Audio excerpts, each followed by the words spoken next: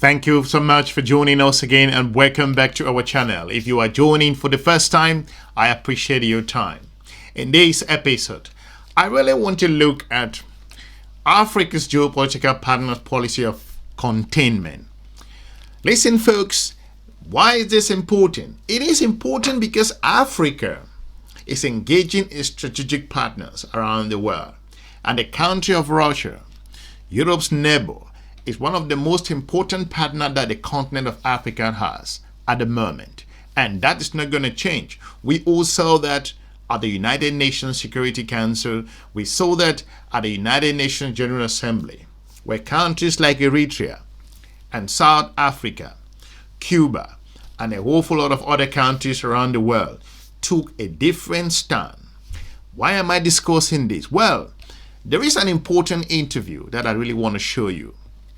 I will talk about the relevance as the United States of America's policy to an extent is to contain Russia. Make no mistake, by Russia moving to engage the continent of Africa, looking at its strategic partners in the region, that doesn't sit well with Washington's position. And the U.S. current new Secretary of State, Marco Rubio, has said the United States foreign policy will be based on from the United States' own interest. And if African countries' interest does not sit alongside what Marco Rubio says should be the United States of America's interest, then there's going to be a clash. South Africa will clash with the United States. The countries in West Africa, the Sahelian states, who are currently engaging Russia, will have and definitely clash with the United States.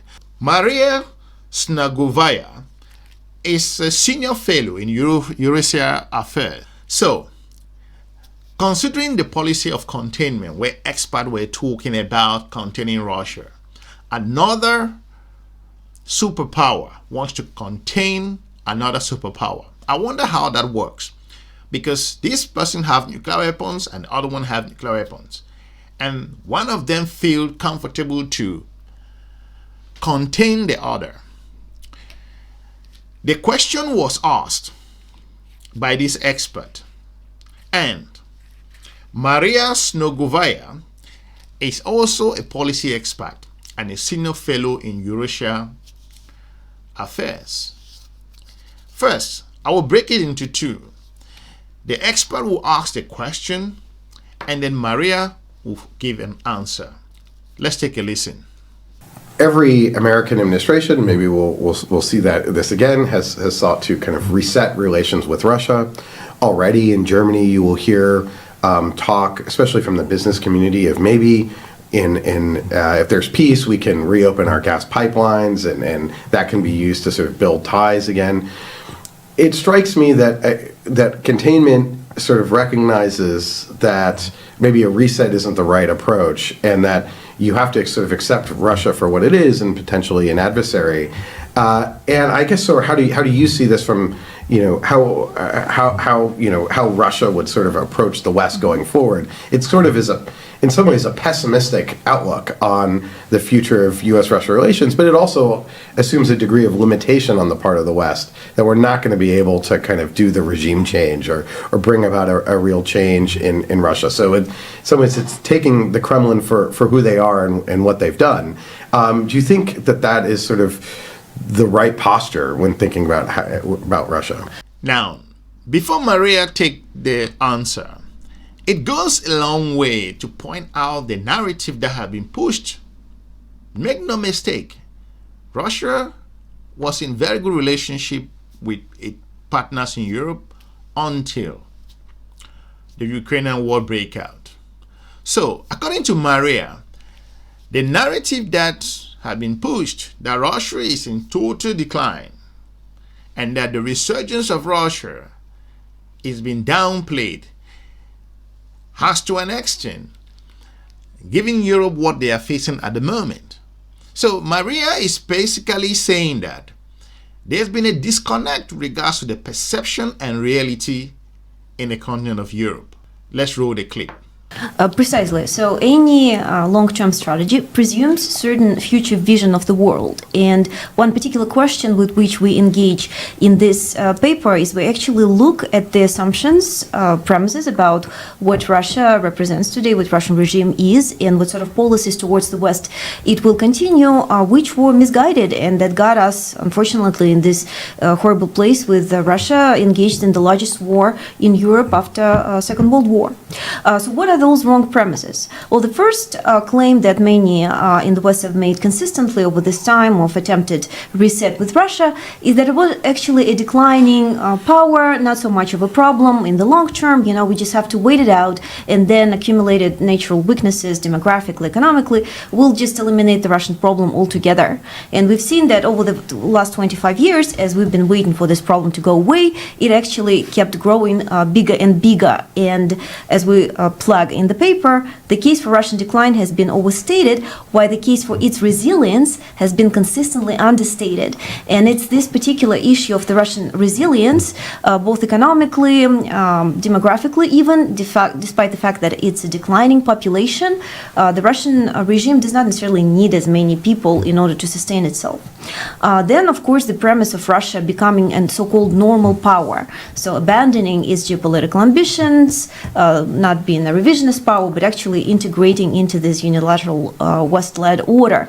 That clearly did not happen, and the reason is we probably misconstructed originally how deep the change, the pro-Western liberal change, actually was in the 1990s. And much of the emerging analysis now demonstrate that actually the change was not as deep, and unfortunately Russian political leadership and a significant share of the Russian society did maintain these great power aspirations that unfortunately premise this negative trends, and in fact what we witnessed in the 1990s was an abnormality rather than the current dynamic.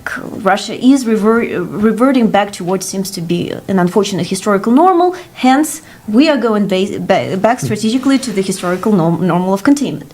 Last but not the least, of course, the economic factor, right? There was the premise that the economic ties, the energy dependence with Russia will constrain Russia's international assertiveness because it wouldn't want to lose the money that would follow the disruption of the economic ties with the West. The irony of this is that Putin thought the same, and he thought he'd constrain the West, and the reality is this might be indeed the fact, given that it seems that some Western European policymakers are desperate to go back to cheap Russian gas, despite everything that Putin has done in the last years. That, of course, is also a mistake. In fact, Putin and the Kremlin, the current regime, sees the Western economic dependence on Russia as the weakness that it can manipulate. And clearly, containment strategy will presume a degree of energy independence of the West of Russia, something that we also discuss in the paper. So altogether, I think we should review our previous assumptions, which led us here, rather than trying to hold on to them. It's clear, unfortunately, that the regime on top of Russia is highly revisionist, aggressive against the West, and regardless of the outcomes of the war in Ukraine, another point that we're making in the paper, it will continuously represent a threat, a challenge to the Western-led order. Hence, we need to come up with a long-term strategy designed to limit its ability to damage us. Africa's geopolitical partners start making choices which are not popular. To understand that the countries in the western part of the continent of Africa, that's how France underestimated their relevance. And that's why these countries are coming out clear and sticking their position on where they stand. Do not, most of the time, follow the mainstream media when they go ahead and downgrade and downplay and smack down, because they have no clue on what's going on in those countries.